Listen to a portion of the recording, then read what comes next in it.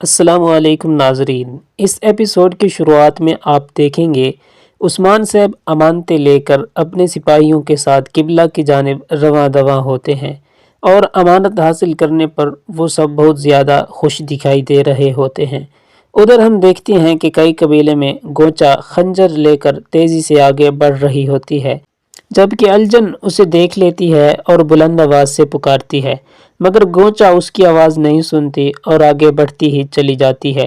یہ دیکھ کر الجن کہتی ہے یہ اچھی علامت نہیں لگ رہی۔ یہ کہتے ساتھ ہی وہ جیسے ہی پلٹتی ہے تو بالا خاتون وہاں پہنچتی ہے۔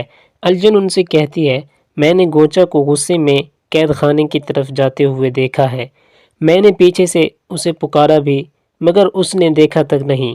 یہ سن کر بالا خاتون پریشان ہوتے ہوئے کہتی ہے یہ تم کیا کہہ رہی ہو؟ جو امید ہے کہ وہ پاگل نہیں کرے گی، اللہ ہماری مدد فرمائے، کچھ مت کرنا گونچا، کچھ مت کرنا۔ یہ کہتے ساتھ ہی بالا خاتون الجن کے ساتھ قید خانے کی جانب بڑھ جاتی ہے۔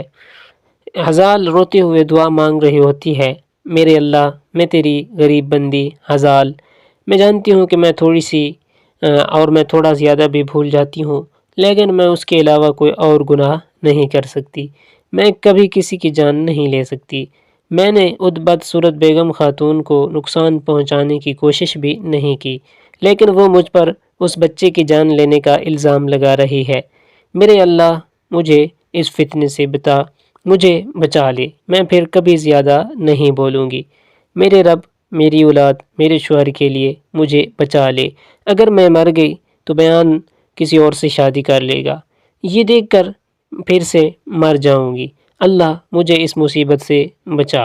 اس لمحے گونچا وہاں پہنچتی ہے، خاتون نہ چاہتے ہوئے بھی اس کے کہنے پر دروازہ کھول دیتی ہے۔ خاتون کو بیل بجنے کے بعد گونچا زندان میں داخل ہوتی ہے اور ہزال سے کہتی ہے تم نے میرے بچے کو مار ڈالا، تم نے میرے بچے کو مارا، تو وہ کہتی ہے میں نے نہیں مارا، میں قاتل نہیں ہوں، یہ بہتان ہے، اللہ میں نے ایسا کچھ نہیں کیا۔ گونچا خاتون جواباً کہتی ہے تم نے نہیں کیا، ہاں زہر تمہارے خیمے سے برآمد ہوا اور تم نے بیگم خاتون کو کیا کہا تھا، ہاں تم بولو گی، ہزال تم میرے بچے کو کیسے مار سکتی ہو، تم مجھے بتاؤ گی۔ یہ سن کر ہزال کہتی ہے میں اپنے بچے کی قسم کھا کے کہتی ہوں میں نے ایسا کچھ نہیں کیا، مگر ایک دم سے کہتی ہے خاموش خاموش۔ یہ کہتے ساتھ ہی گونچا خنجر نکال لیتی ہے اور مزید کہتی ہے تم نے میرے بچے کو مار ڈالا، اب میں تمہاری جان لے کر رہوں گی۔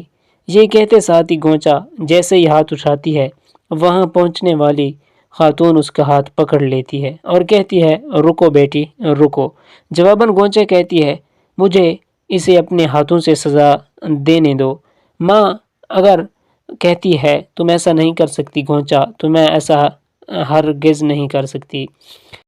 اور اس کے بعد اسی لمحے آگے آپ یہ بھی دیکھیں میرا دل اندر جل رہا ہے، میں جانتی ہوں عدالت قائم ہوگی اور فیصلہ عثمان صاحب کریں گے۔ یہ کہتے ساتھ ہی وہ گونچا کے ہاتھ سے خنجر لے لیتی ہے اور روتے ہوئے کہتی ہے میں نے نہیں کیا۔ اس کے ساتھ ہی گونچا وہاں سے پلٹ جاتی ہے اور بالا خاتون ہزال کی جانب دیکھتی ہے تو وہ ان سے کہتی ہے میں نے نہیں کیا بالا خاتون، میں نے نہیں کیا۔ یہ سنتے ساتھ ہی بالا خاتون چلی جاتی ہے اور ہزال رونے لگ جاتی ہے۔ کئی قبیلے کے ڈھول زور زور سے بجتے ہیں اور لوگ مرکزی دروازے پر جمع ہوتے ہیں۔ غازی اندر بھاگتے ہوئے کہتے ہیں عثمان صاحب آ رہے ہیں۔ اس کے ساتھ ہی عثمان صاحب ارحان اور سپاہیوں کے ساتھ قبیلے میں داخل ہوتے ہیں۔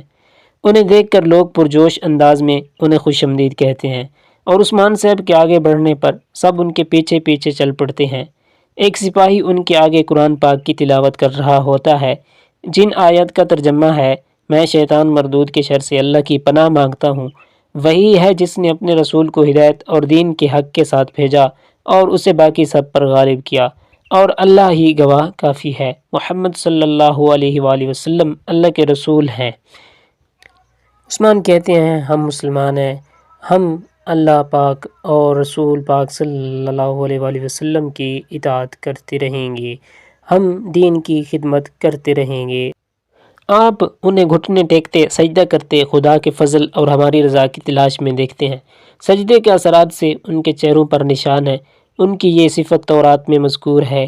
انجیل میں ان کی مثال اس بیج کی سی ہے اس نے اپنی ٹہنی دنیا میں اگائی، چنانچہ جس نے اس کا ساتھ دیا، لیکن اس نے فائدہ اٹھایا اور بالادستی حاصل کی۔